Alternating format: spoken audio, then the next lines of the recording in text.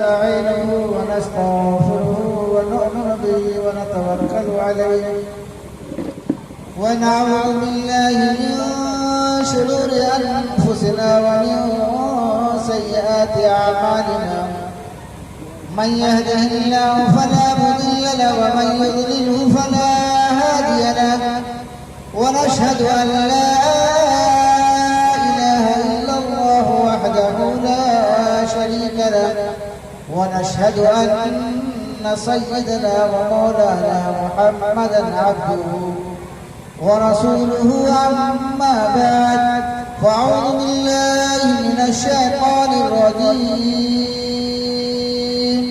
بسم الله الرحمن الرحيم كل نفس ذائقة الموت. میرے بھائیوں، آج ہم اور آپ جس در پہ، جس جگہ پہ، جس مکان پہ تشریف رکھتے ہیں،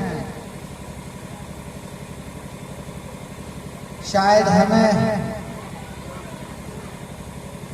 یاد دلاتا ہے کہ ہمارے سماج میں، ہمارے معاشرے میں اٹھنے والے، بیٹھنے والے، چلنے والے، پھرنے والے، ملنے والے، بات چیت کرنے والے موجود تھے اور جس سے ہم باتیں کیا کرتے تھے، کاش وہ ہمارے درمیان آج نہیں رہے.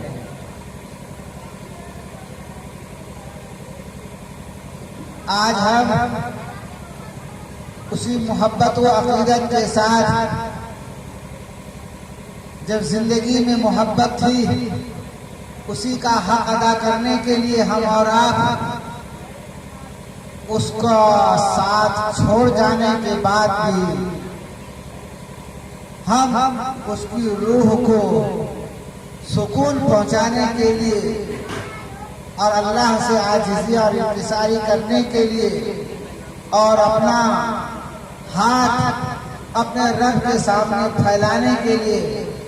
اور اپنے گاؤں کے اس شخصیت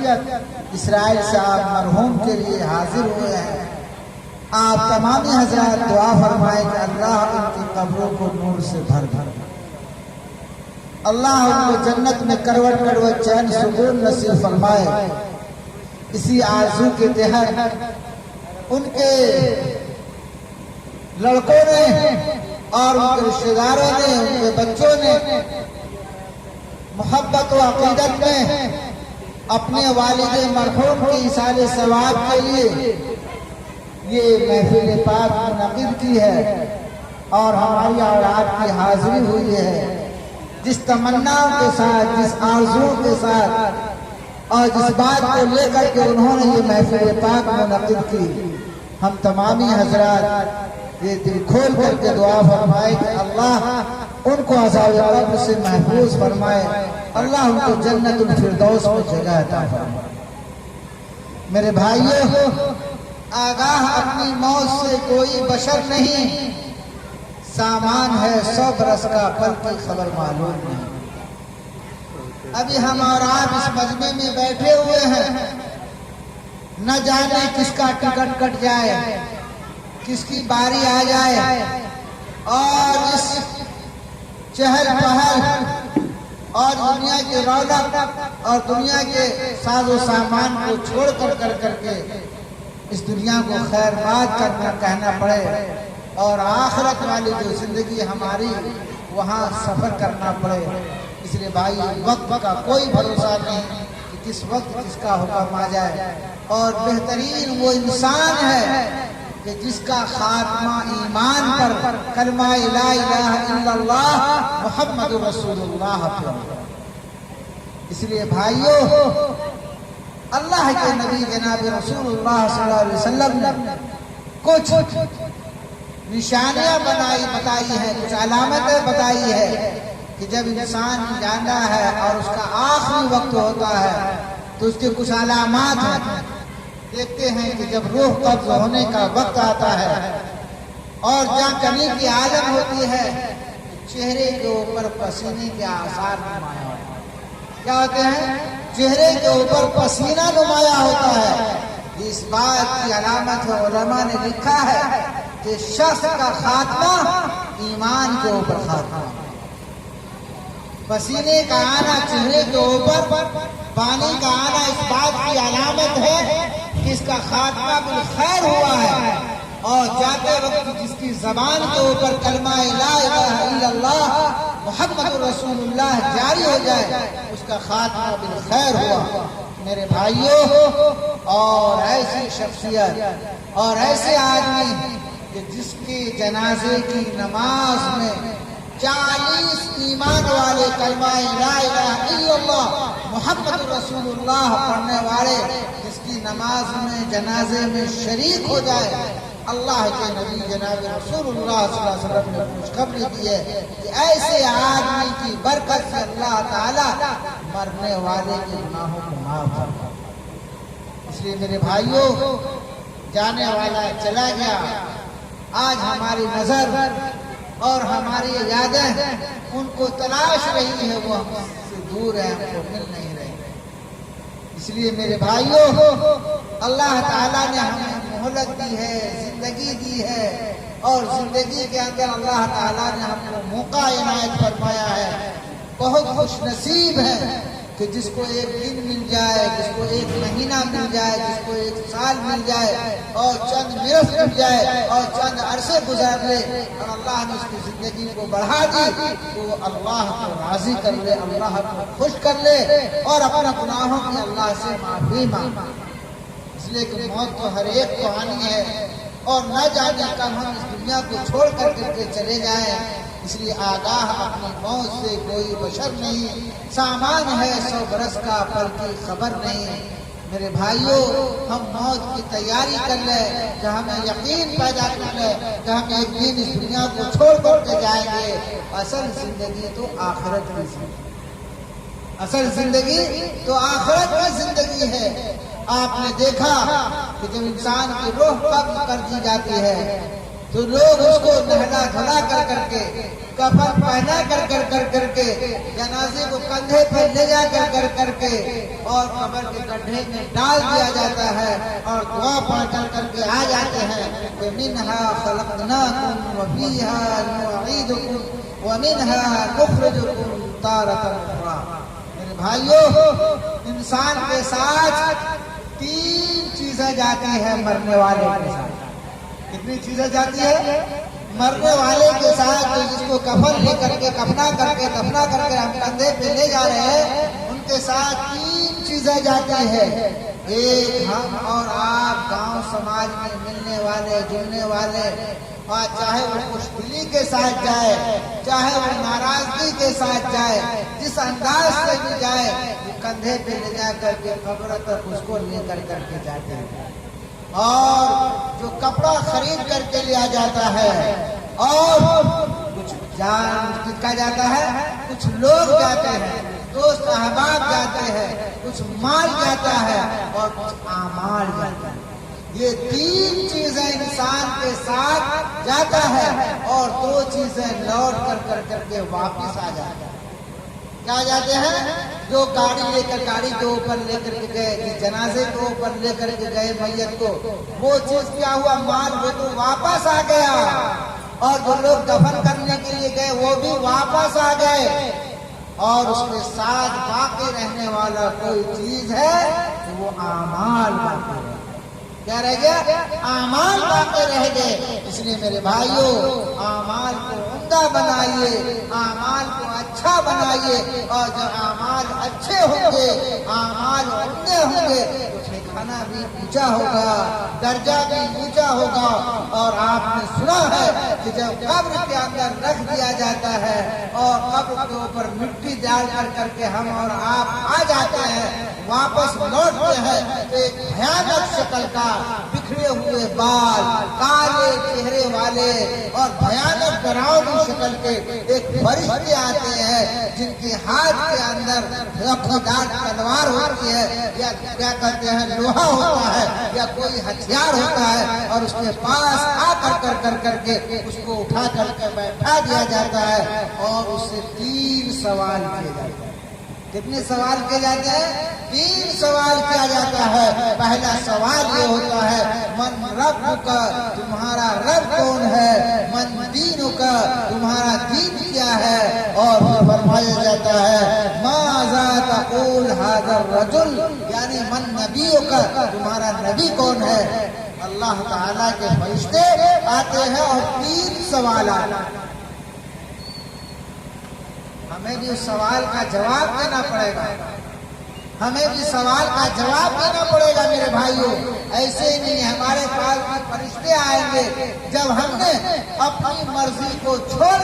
کر کے رب کی مرضی کے اوپر زندگی گزارا ہوگا اور رب کے احکام کو بجا لایا ہوگا تو ہماری زبان کے اوپر جاری ہوگا الحمدللہ رب العالمین. میرا پالنہار تو رب العالمین ہے، میرا پالنہار تو اللہ ہے، میرا رب تو اللہ ہے. وہ مالک الملک ہے جس نے زمین کو پیدا فرمایا، جس نے آسمان کو بنایا، جس نے چاند کو بنایا، جس نے سورج کو بنایا، جس نے پہاڑ کو بنایا، جس نے سمندر کو بنایا اور سمندر میں نہ جانا انجان کتنی مخلوق کو پیدا فرمایا. میرا رب تو وہ رب ہے کہ ساری دنیا کی طاقت اس کے بس میں ہے، ساری دنیا کا مالک وہ ہے، ساری بادشاہت اسی کی ہے، ساری حکومت اسی کی ہے، اسی کی عظمت ہے، اسی کی بڑائی ہے اور ساری چیز کی بادشاہت اسی کی ہے. میرا رب وہ رب ہے.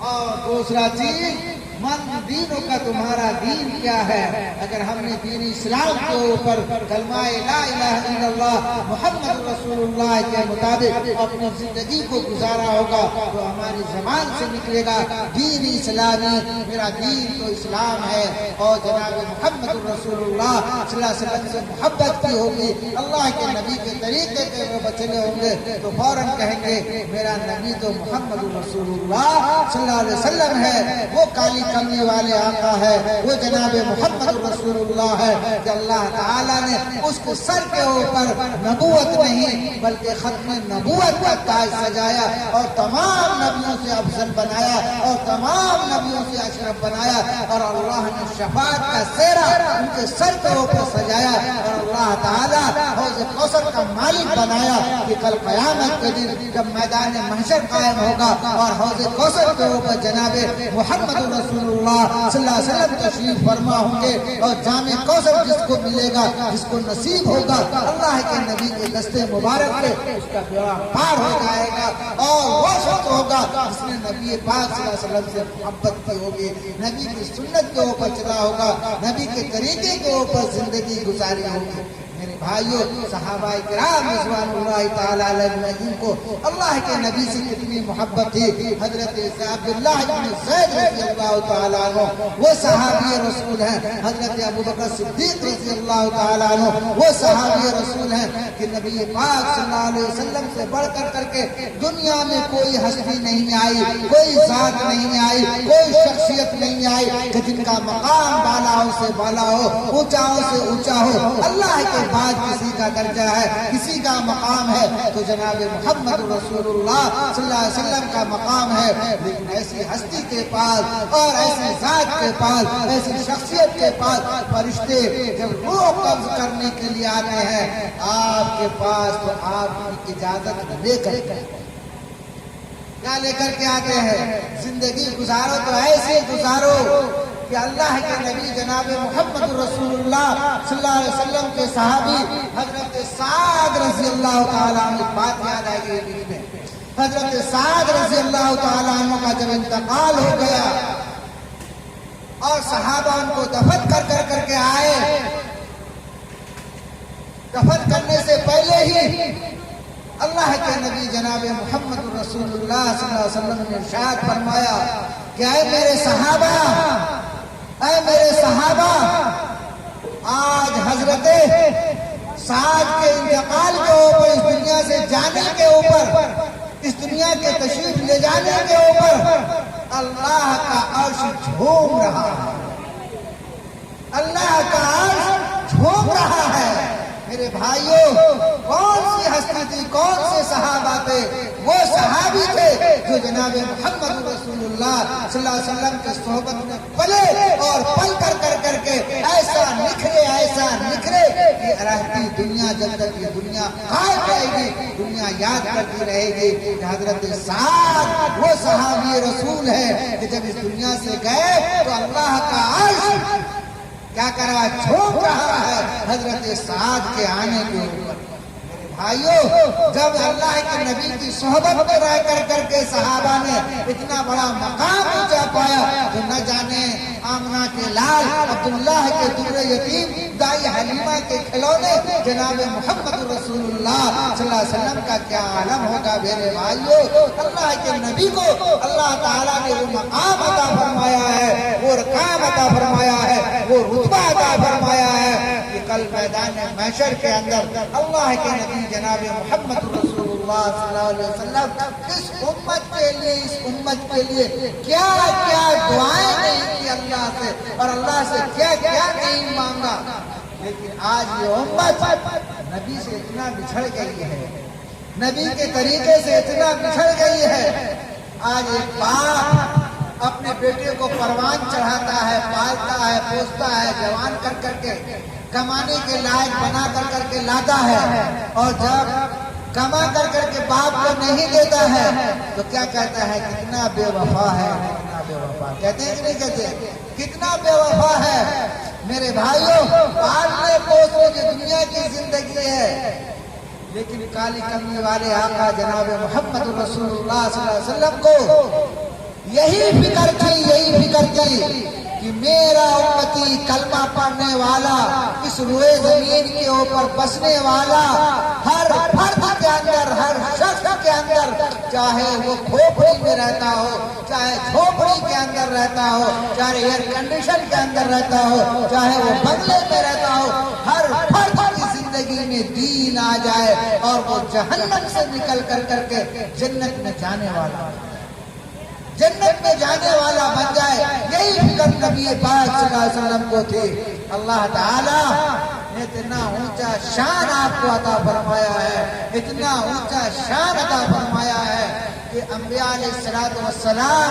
لائن میں لگے ہوئے ہوں گے، کھڑے ہوں گے، اور ہر ایک نبی کے پیچھے اس کی امتی ہوگی، ہر نبی کے پیچھے اس کی امتی ہوگی۔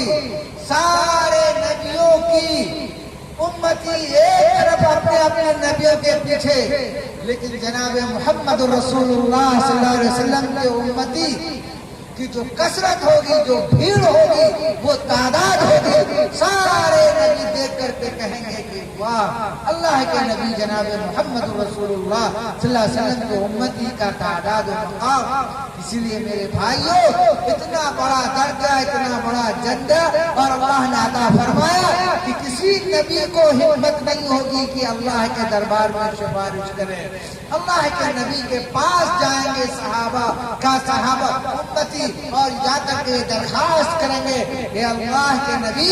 اللہ نے آپ کو مقام عطا فرمایا ہے کہ آپ کا درجہ اللہ نے عطا فرمایا بلند، اللہ نے آپ کو حوض کوثر کا مالک بنایا ہے، آپ سفارش فرما دیجیے۔ اللہ کے نبی جناب محمد رسول اللہ صلی اللہ علیہ وسلم عرش کے اوپر اللہ کے سامنے سجدہ ریز ہو جائیں گے، اور اپنی پیشانی کو سجدے کے اوپر ڈال دیں گے، اور اللہ تبارک و تعالیٰ کی شان دیکھیے، اللہ کی محبت دیکھیے، اللہ تعالیٰ کو اپنے پیارے نبی سے محبت دیکھیے۔ پیارے نبی سے اللہ عرض فرمائیں گے کہ نبی پاک صلی اللہ علیہ وسلم اپنے سر کو سجدے سے اٹھائیے، اپنے سر کو سجدے سے اٹھائیے، آپ اپنے سر کو ارفع، حدیث پاک کے اندر ارفع راسک، اے نبی آپ اپنے سر کو اٹھائیے، سل آپ سوال کیجیے تو آپ کے سوال کو پورا کیا جائے۔ حدیث پاک کے اندر ہے کہ آپ اپنے سر کو اٹھائیے، سر سوال کیجیے تو آپ کو عطا کیا جائے گا، آپ کو دیا جائے گا۔ اللہ کے نبی جب یہ خوشخبری سنیں گے کہ اللہ تعالیٰ دینے کے اوپر ہے اور میں مغفرت مانگنے کے لیے آیا، اور اللہ کہہ رہے ہیں کہ سجدے سے سر اٹھاؤ، تم سوال کرو، تمہارا سوال پورا کیا جائے گا۔ تو اللہ تبارک و تعالیٰ کے سامنے اللہ کے نبی جناب محمد رسول اللہ صلی اللہ علیہ وسلم سر کو اٹھائیں گے اور حمد کا جھنڈا اللہ تعالیٰ آپ کو عطا فرمائیں گے، اور یہ فرمایا جائے گا کہ جس کے بارے میں آپ سفارش فرمائیں گے وہ جنت میں چلے جائیں گے۔ میرے بھائیوں، آج ہم منمانی کر رہے ہیں، رب چاہی نہیں، نبی کے طریقے کو، نبی کو ماننے والے ہیں، اور ماننے کے باوجود اور نبی کے ساتھ کتنی بے وفائی، کتنی بے وفائی۔ میرے نبی نے فرمایا کیا الصلاۃ قرۃ عینی، نماز میری آنکھ کی ٹھنڈک ہے، نماز میری آنکھ کی ٹھنڈک ہے۔ نبی فرما رہے ہیں کہ نماز میری آنکھ کی ٹھنڈک ہے۔ الصلاۃ معراج المومنین، نبی فرما رہے ہیں کہ نماز مومنوں کی معراج ہے۔ میرے بھائیوں، آج مومن غفلت میں پڑا ہوا ہے، نماز کو چھوڑ کر کے کھراٹے لے رہا ہے، مگن ہے، ایسا آرام میں لگے ہوا ہے۔ میرے بھائیوں، غفلت سے نکل جائیں، کوتاہیوں سے نکل جائیں۔ غفلت اور کوتاہیاں ہوتی ہے، لیکن بہترین غفلت والا وہ ہے، بہترین گنہگار وہ ہے جو اپنے گناہوں کو اوپر تائب ہو، توبہ کر لے، اللہ کے سامنے ندامت کا آنسو گرا دے، اللہ کے سامنے گڑگڑا کر کے ہاتھ پھیلا دے، اللہ تعالیٰ اس کو بھی معاف فرما دے۔ اس لیے میرے بھائیوں، جتنے نوجوان ہیں اور جتنے ضعیف ہیں، جتنے عمر دراز ہیں، جتنے بوڑھے ہیں، اور میرے معصوم چھوٹے چھوٹے بچے ہیں جو عاقل و بالغ ہیں، سمجھدار ہیں، ہر فرد کی یہ ذمہ داری بنتی ہے کہ اللہ کا حکم ہمارے اوپر نافذ ہو گیا ہے، ہمارے اوپر یہ ذمہ داری ہے کہ ہم اللہ کو یاد کرنے والے ہو جائیں، مسجد کو آباد کرنے والے ہو جائیں، اللہ کے گھر کو آباد کرنے والے ہو جائیں، اور جو اللہ کو آباد کرے گا گھر کو، میرے بھائیوں، اللہ کا وعدہ ہے کہ اللہ تعالیٰ اس کے گھر کو برباد نہیں کرے گا۔ اللہ کا وعدہ ہے کہ اللہ اس کو برباد نہیں کریں گے۔ ایک بات ہے کہ آپس میں جب ہم محبت کرتے ہیں، ایک دوسرے سے محبت ہوتی ہے، اٹھنا بیٹھنا ہوتا ہے اور رہنا سہنا ہوتا ہے، کھانا پینا ہوتا ہے، تو میرے بھائیوں، جب کوئی بات ہو جاتی ہے تو ہم کیا کرتے ہیں؟ اٹھنا بیٹھنا بند کر دیتے ہیں، کھانا پینا بند کر دیتے ہیں۔ لیکن میرے بھائیوں، اللہ تعالیٰ کتنا کریم ہے، کتنا رحیم ہے، اور کتنا شفیق ہے، کتنا مربی ہے، اور کتنا پالن ہار ہے کہ ہم اللہ کی زمین کے اوپر چل رہے ہیں۔ اللہ ہم کو صحت دیے ہوا ہے، اللہ ہم کو تندرستی دیے ہوا ہے، اللہ ہم کو آنکھ دیے ہوا ہے، اللہ ہم کو کان دیے ہوا ہے، اور پورا ڈھانچہ تیار کر کے ہم کو کھڑا کر کے تیار کر دیا ہے کہ ہم کھا رہے ہیں، پی رہے ہیں، چل رہے ہیں، لیکن پھر بھی اللہ کی نافرمانی کر رہے ہیں۔ میرے بھائیوں، اللہ کی نافرمانی سے رک جاؤ۔